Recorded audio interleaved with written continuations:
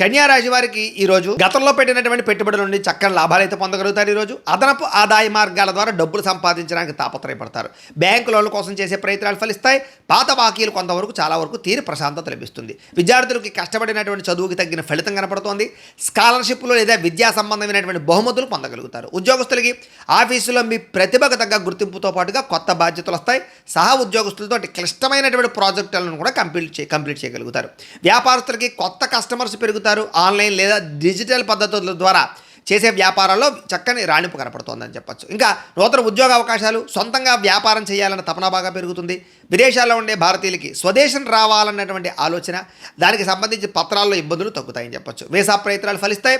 ఎప్పటి నుంచో వెళ్ళాలి అనుకుంటున్నటువంటి తీర్థయాత్రలు కానీ విహారయాత్రలు కానీ వెళ్ళడానికి ప్రణాళికలు సిద్ధం చేసుకోగలుగుతారు. ఇంటి సభ్యులతో కలిపి ఆధ్యాత్మిక కార్యక్రమాల్లో పాల్గొంటారు. ప్రేమించిన వ్యక్తులతో కలిసి మనసులో ఉండే కష్టసుఖాలు ప్రేమ పంచుకోగలుగుతారు. కోర్టు వివాదాలు, పోలీసు కేసుల నుంచి బయటపడగలుగుతారు. ఇరుగు పొరుగు వారితో సఖ్యత ఏర్పడుతుందని చెప్పచ్చు. వ్యాయామం పట్ల, యోగా పట్ల ఆసక్తి బాగా పెరుగుతుంది.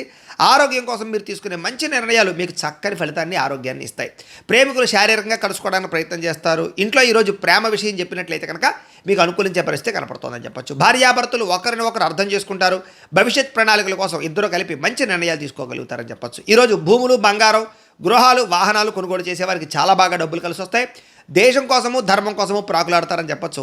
ఇతరులకి సహాయం చేసే ప్రయత్నం చేస్తారు. మీకు వెంకటేశ్వర స్వామి అంటే ఇష్టమైతే కనుక ఇక్కడ ఒకసారి లైక్ చేయండి. ఆయన ఆశీస్సులు లభిస్తాయి. అలాగే రేపటి రాశి ఫలం కూడా మీకు రావడానికి సబ్స్క్రైబ్ చేసుకుని ఫాలో అవ్వండి.